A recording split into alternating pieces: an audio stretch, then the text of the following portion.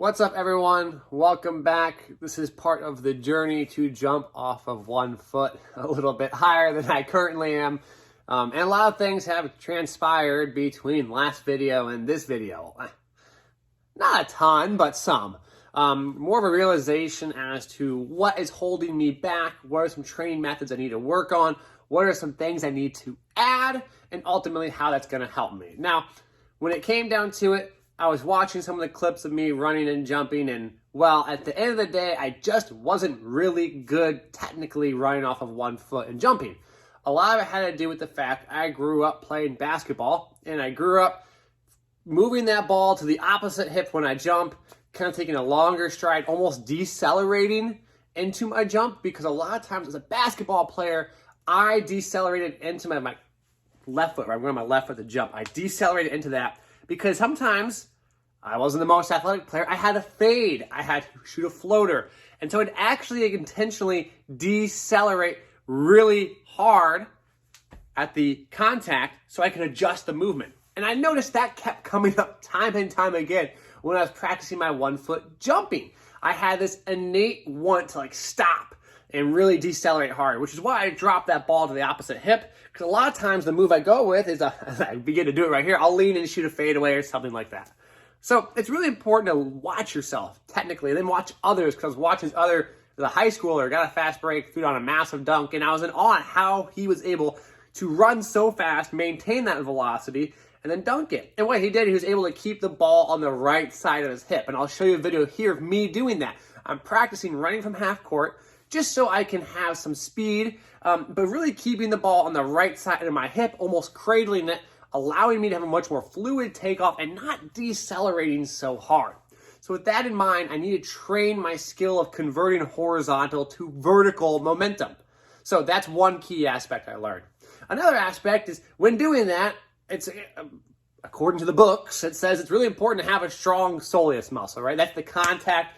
You hit the ground, your soleus and your calf ankle complex has to maintain stiffness so you don't have any translation or collapse when you hit the ground. And so I was adding in some heavy isometric holds with the soleus calf raise. So you'll see here in this video, I'm doing that heavy hold.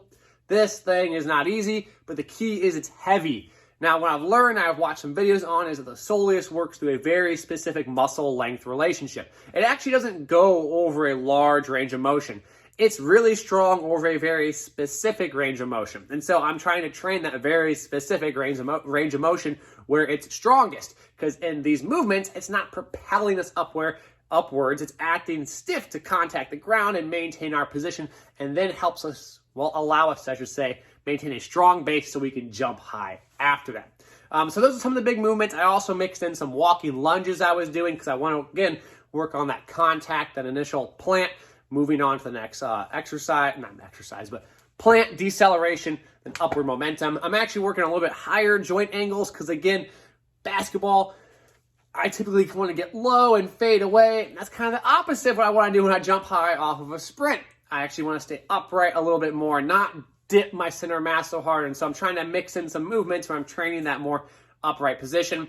I mixed in some K-box movements as well. And part of that, I find that when I'm trying these different movements, I often forget some important things, which is like, hey, just do something explosive. So every day at the end of the workouts, not every day, but during the workouts, when I'm doing these workouts, I always make sure that I keep in mind, pick something that's explosive, rhythmic, and more traditional, like trap bar jumps I still mix in. I don't have a video of those, but you get the idea of it. The point of this whole journey, right, this whole process is for me to try and take a very methodological approach to understanding how and why we jump high and how I can get better at it and share those findings with you guys. And maybe they're not findings, maybe they're failures, but failures are still findings, right? The difference, I guess, between a finding and a success. Not all successes are findings, but some failures are.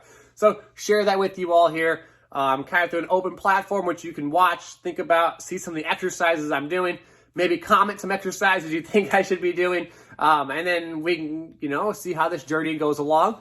Now, I was doing, by the way, you saw the approach jump in that dunk. It was on a little bit lower of a hoop. I think it was like 9'11", 9'10 and a half. It was not 10 foot. I don't know. That hoop, for some reason, wasn't 10 foot in the gym, and the other hoop that was 10 foot, the stupid rim does not bend at all. Right? It's like screwed in there, and it hurts like heck to dunk on that hoop. You throw it down your wrist, and there's no give, and it just absolutely destroys your hands. So to give a little bit of a context there. So I'm excited to see as it goes forward these next couple of months.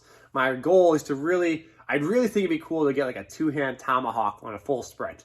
Whether I can get there, I don't know. We're going to try for it, share these training methods with you all, what I'm doing along the way. And as always, the ones that typically work and the methods that I actually find helpful go into the Always an Athlete program that you guys can join, and so on and so forth. So I appreciate you guys as always. Thanks for listening. And